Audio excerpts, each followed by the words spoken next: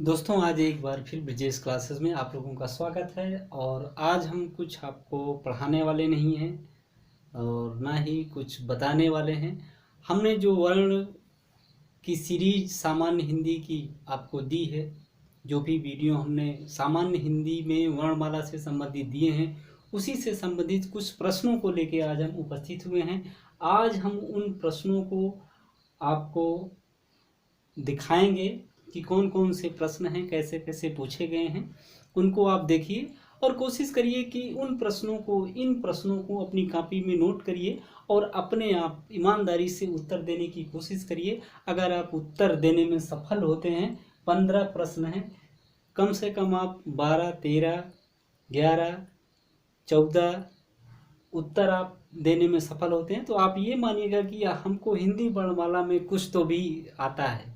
अगर आप 10 से कम प्रश्न हल करते हैं तो आप समझ लीजिएगा कि हिंदी वर्णमाला अभी आपकी कमज़ोर है। आप हिंदी वर्णमाला को एक बार फिर से पढ़ने की ज़रूरत है।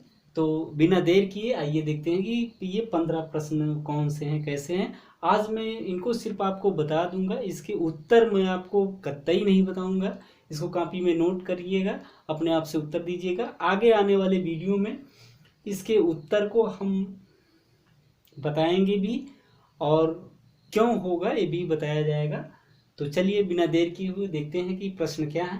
पहला प्रश्न है कि वर्ण क्या है। पहला प्रश्न है वर्ण क्या है। ऑप्शन में दिया है ए शब्द, बी खंड ध्वनि, सी ध्वनि की सबसे छोटी इकाई, डी सभी। तो पहला प्रश्न हो गया। दूसरा प्रश्न है मूल स्वरों की संख्या होती है। ए 5, बी 4, सी 11, डी 7।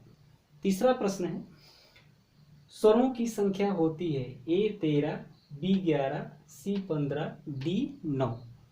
चौथा प्रश्न है लघु ह्रस्व स्वर है। लघु या ह्रस्व स्वर है। ए बड़ा, बी बड़ी, सी छोटी, डी बड़ा। प्रश्न नंबर 5 है दीर्घ स्वर नहीं है। ए ऑप्शन ए में ए लिखा है, बी में औ, सी में ओ, डी में री। तो इसमें आपको बताना है कि कौन सा दीर्घ स्वर नहीं।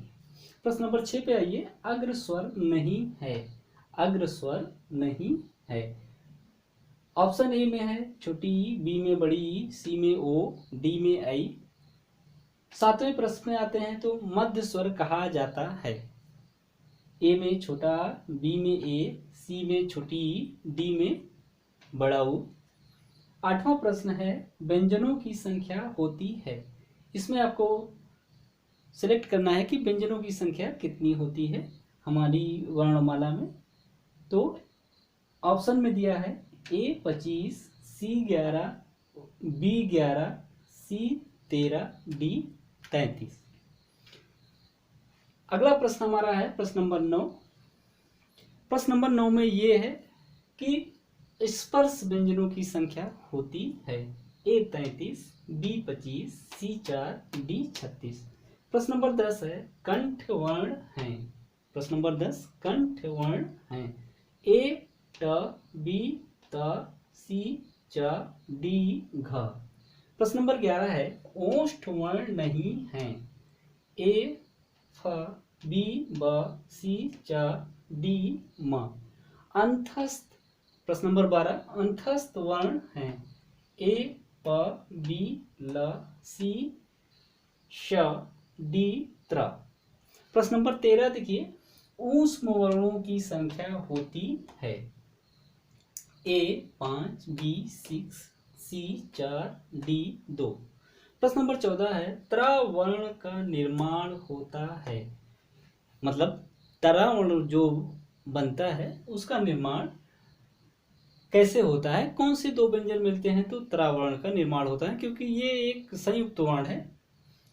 तो देखिए ऑप्शन ए में है ता धन हलंत वाला र।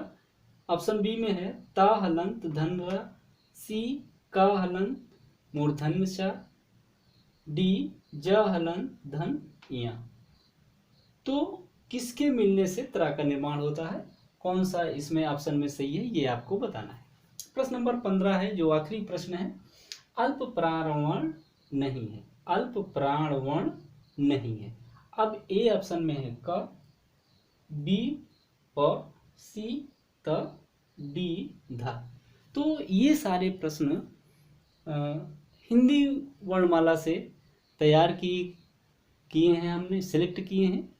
तो आप अपने आप को देखिए कि आप कितना वर्णमाला आपको कितनी तैयार है। तो इसका आप एनालिसिस करिए और इसको अपनी कॉपी में बाकायदा नोट करिए और इनके उत्तर देने की कोशिश करिए। अगले वीडियो में हम इन्हीं प्रश्नों के उत्तर के साथ प्रस्तुत होंगे और फिर आगे की क्लास जारी रहेगी। तो आज के लिए बस इतना ही।